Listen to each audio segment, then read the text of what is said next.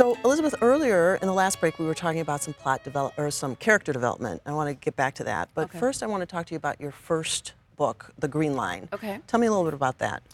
Well, the Green Line is something that I came up with while I was still practicing law in the city.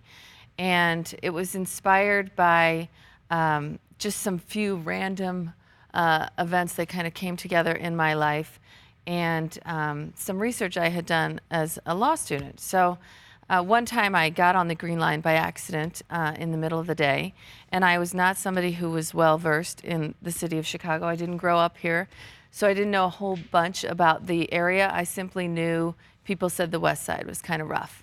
So I was a bit nervous when I got on, and I realized I was sort of headed west. And I thought to myself, I'm glad it's not midnight. You know, it's just one of those sort of scary moments. And so I thought, wouldn't it be fun if I wrote a story where it was midnight? What would happen? And I kind of liked the idea of a girl getting in trouble, you know, some kind of mystery event, some kind of thriller, but I didn't know what to do with it, what would make it special. And then I started thinking about some research that I had done while I was still in law school about civil forfeiture, which is a legal procedure that's used in criminal law often, and it's used all over the country. And there's certainly people who are for it and who are against it, but it's really can be grossly misused, and there can be a lot of innocent victims that come into be with this law. So I thought, wouldn't it be fun if I wrote a story that sort of brought this into the forefront and really showed people what can happen when this law goes awry. So that's where I started from, and it kind of took off from there. Okay, so it sounds like in your writing, you very much draw from what you've had in your own experience. And now, as you're speaking, I understand that you've got, in Broken Grace, your lead character is a young woman. Yes. And then also in The Green Line, you're... True. Okay, so you've got two lead women. Yes. What's that about? Well, I'm a woman. Yeah, I noticed. So in some ways, you know, it might be a little bit easier to write from a female perspective, but none of my stories so far are single points of view.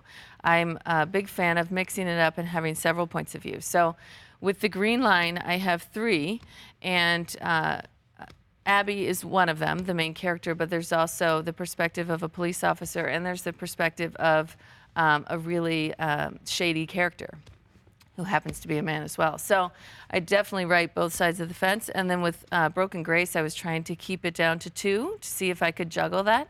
And so I do go back and forth between Grace and then this male young cop. So which comes first, characters or plot? I think in some ways plot comes first for me because I get excited about an idea for a story generally.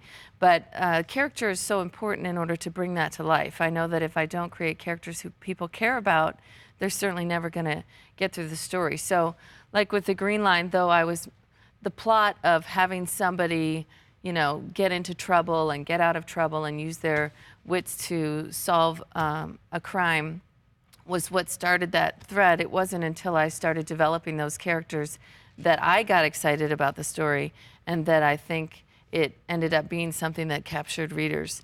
And it was one of those cases where, to a certain extent, I didn't know them very well to start, so I did some interviewing of my characters to really understand who they were, and that sort of brings them to life, and I feel like they're real people walking around in my brain that I can then play with and have scenes with. Okay, and then when you say you interview them, it's, you know, a little bit disturbed. I mean, I'm not speaking to myself out loud, but I'm definitely thinking about, okay, if this person is standing in front of me and I ask him, so where are you from? What was your childhood like? You know, I want a true sense of who they are.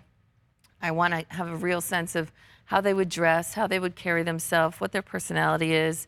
Are they a jokester? Are they serious? Are they nerdy? You know, you really want to get a sense of them. So sometimes interviewing them is a great way to do it.